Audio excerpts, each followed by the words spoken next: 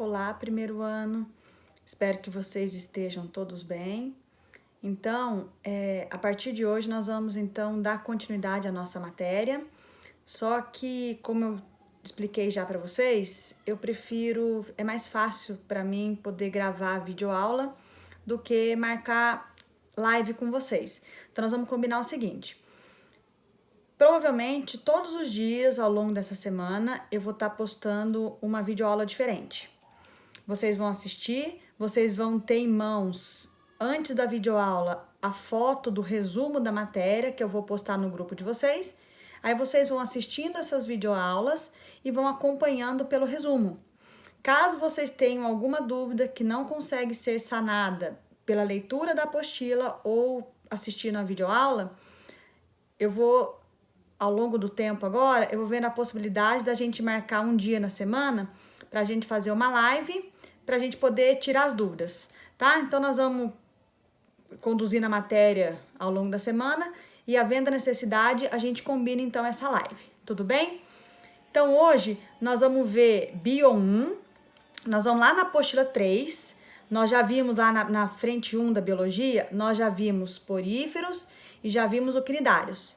Hoje, nós vamos ver, então, plateumintos. Dentro do grupo do reino Metazoa, nós vamos ver o filo dos plateumintos. Então, no caso, seria o módulo 13 e o módulo 14 da apostila de vocês, tá? O módulo 14 é bem pequenininho, então é possível eu fazer ele junto com o módulo 13. Então, vamos acompanhando aí no resuminho. Qualquer dúvida, vocês anotem aí que a gente tira elas mais pra frente, certo? Então, vamos lá. Quem são os plateumintos? Pessoal, plateuminto, eu lembro que eu falei para vocês, lembra o nome do filo, associa o nome a alguma característica importante. Poríferos tem a presença dos poros. Quinidários tem a presença dos quinidoblastos. Plateumintos, plateumintos quer dizer vermes de corpo achatado. Pessoal, essa designação de verme não é porque causa doença na gente, não. A gente tem a ideia de achar que verme é tudo aquilo que causa doença. Não. Dentro da zoologia, vermes são aqueles animais desprovidos de patas ou pernas para poder se locomover. Então, eles andam rastejando pelo chão. No caso desses vermes, eles têm o corpo bem achatado. Imagina uma fita métrica. O corpo desses vermes é muito semelhante a uma fita métrica, ele é mais achatado, ele é bem fininho o corpo deles. É isso que quer designar a palavra plateumintos. Pessoal, até hoje tem descrito aproximadamente 20 mil espécies de plateumintos. E dessas espécies, a gente acha assim, né? A maioria delas não são parasitas. Pelo contrário, a maioria delas são de vida livre. Não precisam hospedar no corpo de nenhum hospedeiro, nenhum outro animal, nem vegetal para poder sobreviver. Claro, existem algumas espécies que são parasitas e que causam doenças importantíssimas na gente. Que eu vou falar mais daqui a pouquinho quem são essas espécies, retratar mais um pouquinho sobre elas. Mas a maioria deles não, elas apresentam vida livre. Onde nós encontramos ele? Água doce, água salgada, ou se não, um ambiente terrestre úmido. É necessário a presença de umidade no ambiente terrestre para que esses animais, então, consigam sobreviver. Vamos falar um pouquinho agora sobre as características gerais dos plateumintos. Pessoal, como existe 20 mil espécies, nós temos que escolher alguma para a gente poder retratar, usar essa como referência para poder falar das demais espécies. Nós vamos escolher, então, o representante mais comum, que é a chamada planária. Planária é esse animalzinho que tem essa fotinho aí para vocês. Esse animalzinho, nós encontramos ele em águas limpas, águas mais rasas, limpas, riachos, é muito comum, cachoeira, de água bem rasinha. Também é muito comum em solo úmido, debaixo de folha, madeira, que está em decomposição. É comum quem tem uma horta em casa, um quintal em casa com bastante folha no chão em decomposição, é muito comum você encontrar esse animal ali. Ele é relativamente pequenininho, olha só, tem de 1 a 2 centímetros no máximo. E olha que na região anterior, que a gente chama de cabeça deles, tem a presença de 2 ocelos. Gente, ocelos não são olhos, porque imagina, são animais muito simples, ainda não conseguem formar imagem de nada. Mas esses ocelos, eles são importantes porque eles captam luminosidade. uma vez que para esses animais ficarem muito tempo expostos à luz, para eles é ruim, resseca o corpo deles e eles vão morrer. Então, eles estão sempre fugindo da luz, embaixo de folha, embaixo de tronco, embaixo de tijolo, para poder se esconder da luz. E eles usam disso a presença dos ocelos para poder conseguir isso. Atenção, liga o alertinho aí, ó. Quais são as 3 novidades ou aquisições evolutivas que esses animais apresentam? Ou seja, o que eles têm que os quinidários, que foram os últimos grupos estudados, eles ainda não possuem? Então, vamos lá. Eu vou citar essas 3 aquisições e já vou explicar sobre elas. Então, a primeira é uma simetria bilateral. O que significa uma simetria bilateral? Quando você divide o corpo desses animais, você sempre vai obter duas partes iguais, 2 lados iguais. Nos poríferos e nos quinidários, nós vimos que era simetria radial. Existia qualquer plano de corte, que você imagina uma pizza de queijo, igual eu falei para vocês. Qualquer jeito que você cortar ela, você sempre vai obter 2 metades iguais. Agora, simetria bilateral, só vai existir 2 maneiras de você cortar o animal para que você obtenha metades iguais. O que isso traz de vantagem para o animal? Aqueles animais que têm simetria bilateral, nós podemos encontrar neles, então, 4 regiões que nós podemos falar. Então, vamos lá. Região chamada de região ventral. Pessoal, região ventral seria para nós, ó, a frente do nosso corpo. Que para esses animais é a região que ele anda rastejando pelo solo, que fica em contato com o solo, perdão. O que existe nessa região ventral? 2 aberturas. Uma abertura é a boca e a outra abertura é o poro genital. Vou falar daqui a pouquinho tanto da boca quanto do poro genital. A região oposta à região ventral é a chamada região dorsal. No nosso caso, seriam as nossas costas. Temos também a terceira região, que é a região anterior. É a região onde se concentra, que nós chamamos de cabeça. Na região anterior é onde há uma grande concentração de neurônios, células nervosas, que é aquela região que geralmente explora primeiro o meio ambiente. E a região posterior é a região da cauda, a região que é muito usada para locomoção. Então, galera, ter simetria bilateral significa região anterior, posterior, ventral e dorsal. Muito mais complexo do que visto até agora. Segunda característica importante, são chamados de animais triblásticos. O que significa isso? Durante o desenvolvimento embrionário deles, eles vão apresentar 3 folhetos germinativos. Ectoderme, endoderme e a mesoderme. Vou falar um pouquinho sobre a importância de cada um desses 3 folhetos. Começando lá primeiro pela ectoderme.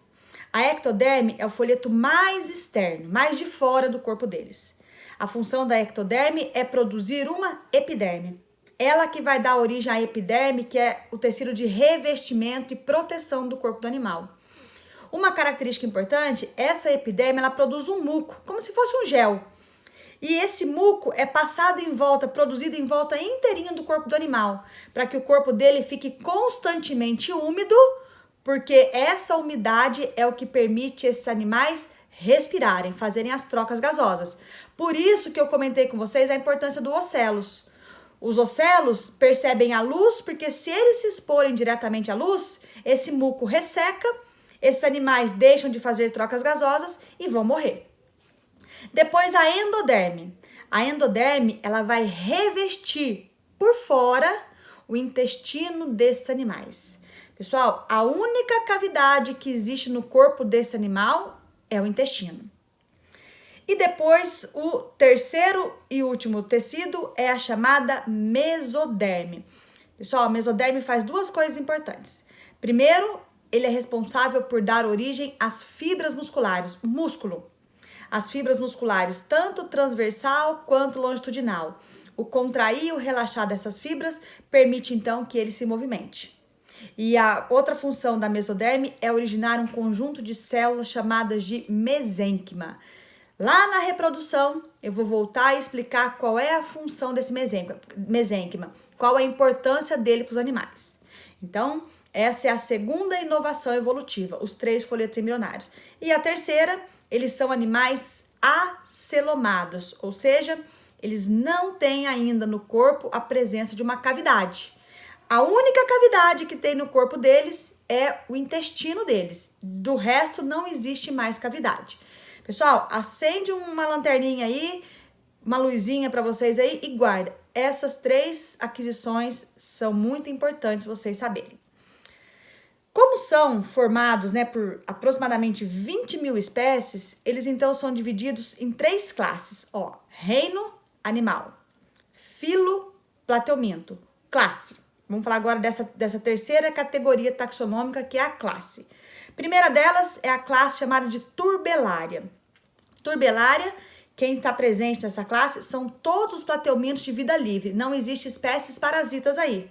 Então, a planária, que é aquele animalzinho que eu falei lá nas características gerais, pertence a essa classe. Aonde nós encontramos os turbelários? Ou na água, ou no ambiente, no solo, no caso, solo úmido.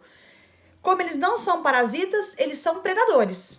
Se alimentam de algum outro animal da natureza. E existe aqueles que se alimentam da matéria orgânica em decomposição, que é o caso da planária. Segunda classe é a chamada trematoda. Vocês já devem ter escutado falar de uma doença muito comum que acomete a população, chamada de barriga d'água, esquistossomias ou barriga d'água. O causador dessa doença é um verme plateuminto que pertence a essa classe chamada de trematoda.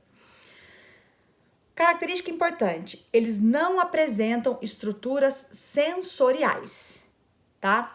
E a maioria deles, dos vermes que estão dentro dessa classe, eles são parasitas endoparasitas, ou seja, eles se hospedam no interior do corpo dos animais. Vou puxar um asterisco aí e já falar da questão da reprodução desse verme chamado Schistossoma mansoni.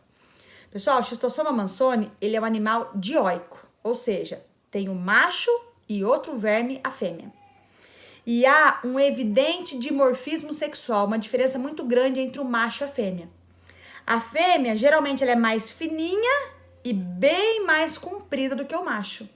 O macho, ele já é mais curtinho e ele já é mais gordinho, tá? Isso que quer dizer dimorfismo sexual. Durante a época da reprodução, a fêmea entra dentro do corpo do macho, numa abertura que o macho tem, chamada de canal ginecóforo. Basta vocês saberem isso. Lá no segundo colegial, vocês vão ver detalhes sobre essa doença, sobre o ciclo de vida desses vermes. Beleza? E a última classe é a chamada céstoda. Gente, dentro da céstoda também estão presentes parasitas importantíssimos pra gente. Vocês já ouviram falar de uma doença que pode dar nas pessoas quando a gente come carne de porco ou carne de vaca crua ou mal cozida? É a doença chamada de teníase cisticercose. Os vermes causadores dessa doença são chamados de tênias. São vermes pertencentes a essa classe chamada de céstoda. Eles são vermes com o corpo bem fininho e bem delgado, bem mole. Pessoal, esses vermes podem alcançar dentro do nosso corpo até 12 metros de comprimento. Uma característica importante no quesito reprodução. O corpo deles também é dividido em pedaços. Cada um desses pedaços é chamado de proglotes. Em cada proglote existe um aparelho reprodutor masculino e um feminino. Então, eles são vermes chamados de hermafroditas. E eles são capazes de se autofecundar. O que significa isso? O espermatozoide que ele mesmo produz é capaz de fecundar o óvulo que ele mesmo produz e originar descendentes. Coisa que é raríssimo acontecer no mundo animal. Acontece com esses vermes. Esses vermes não têm sistema digestório, que eu vou explicar daqui a pouquinho como é do restante dos grupos. Eles não possuem sistema digestório. Por isso que eles já absorvem do hospedeiro, que somos nós, os nutrientes prontinhos que eles precisam. Eles grudam lá no nosso intestino e tudo que a gente come, na verdade, não tá indo pra gente, né? Esse verme vai se apossando, vai aproveitando desses nutrientes para a sobrevivência deles. Uma coisa importante para falar. Fiquem tranquilos que lá no segundo colegial nós vamos estudar detalhes do ciclo da doença também desses vermes. É só para vocês terem agora uma noção da classificação deles. Vamos falar um pouquinho da organização corporal deles. Como eu falei no começo da nossa aula, a planária, ela é o animal mais representativo para nós. Então, nós vamos estudar agora a organização corporal desse animalzinho chamado de planário. Primeira característica importante, sistema digestório incompleto. O que significa isso? Só tem a presença de boca. Pela boca o alimento entra, pela boca os resíduos saem. Olha que coisa curiosa. Lembra, a boca fica localizada na parte de baixo do corpo do animal. Quando o animal encontra um alimento, ele para com a boca em cima desse alimento. A faringe, ela é um longo tubo. A faringe sai de dentro do corpo do animal e se protrai para fora, que a gente fala. O que significa isso? A faringe sai de dentro da boca e para em cima do alimento. E vai adicionar nesse alimento, ali no ambiente onde ele está, enzimas digestivas. Essas enzimas vão então fazer a digestão do alimento ali no meio ambiente. Esse alimento vira uma pasta, ele é previamente digerido. Aí a faringe, ela entra para dentro do corpo de novo e o animal suga esse alimento previamente digerido. Aí esse alimento, ele vai ser distribuído pelo corpo inteirinho do verme, da planária, que é o intestino inteirinho ramificado. Observe no desenho do resumo de vocês, ó, que o intestino deles vai praticamente desde a região da cabeça, a região anterior, até a região posterior.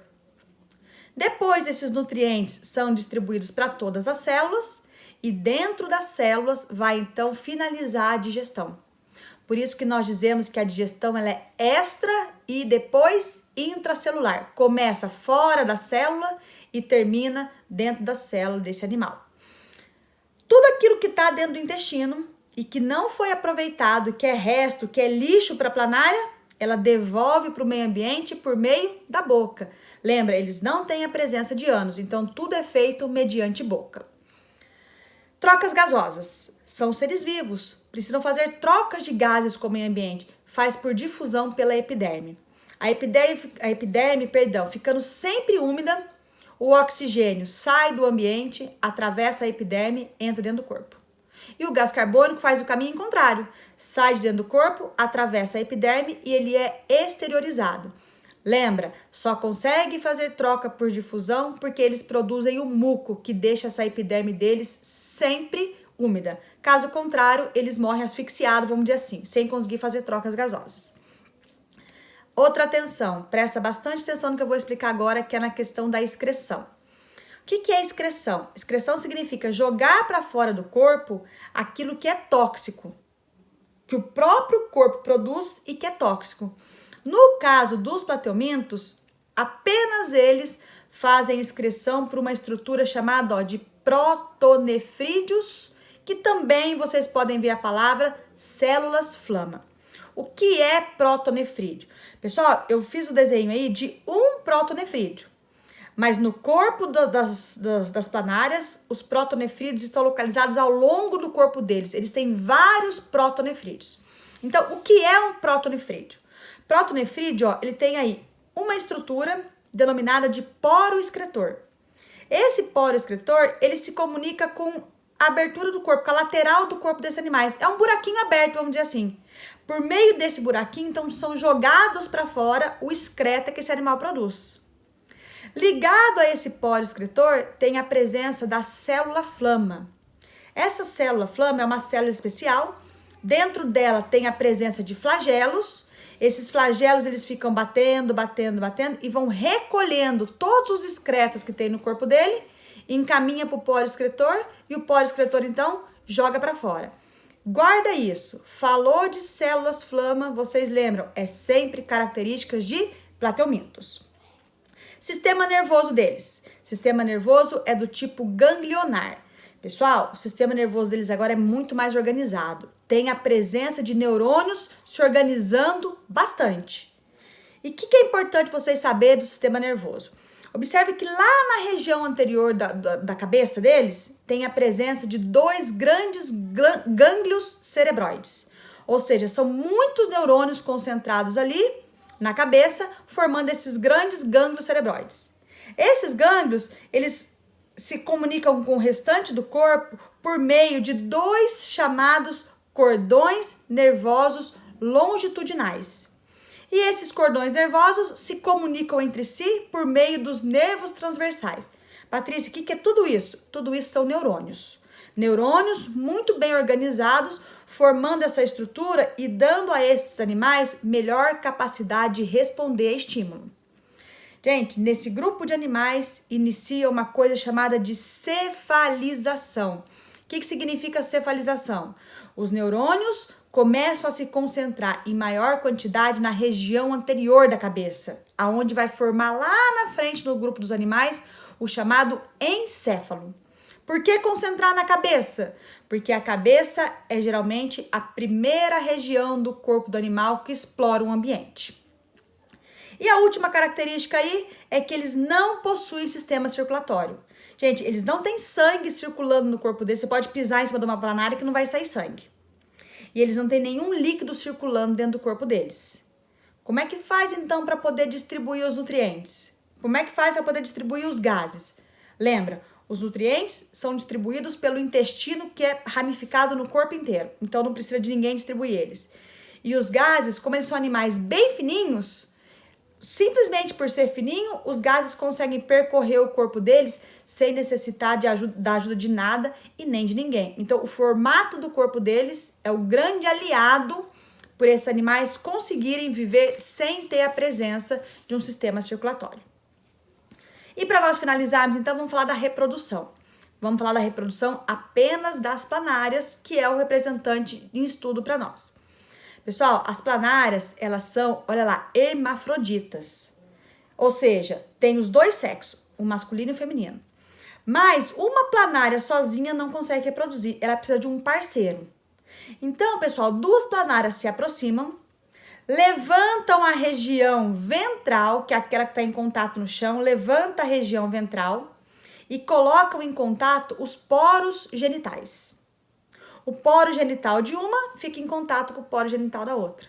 E elas trocam espermatozoides. Uma manda espermatozoide para outra. Pronto, se afastou.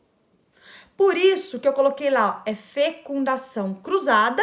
Elas trocam espermatozoides e fecundação interna. Os gametas se encontram dentro do corpo da planária. Pessoal, cada uma das planárias, então, vai ser fecundada. Vai se formar um novo indivíduo. Esse embriãozinho, ele é expelido, ele é jogado para fora do corpo da planária, ele fica envolvido num casulo protetor, numa capinha protetora, e ali dentro a planária vai desenvolvendo. Quando ela estiver prontinha, ela simplesmente sai desse casulo e passa a ter a sua vida independente. O desenvolvimento deles, a gente fala que é o desenvolvimento direto. O que significa isso? Não passa por fase de larva. Quando a planária nasce, ela já é, vamos dizer assim, uma mãe e um pai dela em miniatura, já é um adulto em miniatura, não passa por fase de larva. E para nós terminarmos, esses animais, apesar de serem mais complexos do que os poríferos, do que os cnidários, eles ainda são dotados de uma alta capacidade de regeneração. Se eu pegar uma planária e dividir ela no meio, cada um desses pedaços dela vai originar uma nova planária. Eu vou ter duas novas planárias. Como que é possível isso? Por causa daquela célula que eu falei lá no comecinho da aula, chamada de mesênquima. Essas células são células indiferenciadas, que elas conseguem, então, se transformar em qualquer outro tipo de célula do corpo da planária e formar aí duas novas planárias. Beleza, pessoal? Então, olha só. Vocês hoje tiveram dois módulos, né? Dois módulos relativamente curtos. Eu vou passar instruções para vocês sobre os exercícios. Vocês assistam. Se tiver alguma dúvida, anotem as dúvidas aí. E provavelmente amanhã estarei postando para vocês mais uma videoaula. Grande abraço a todos.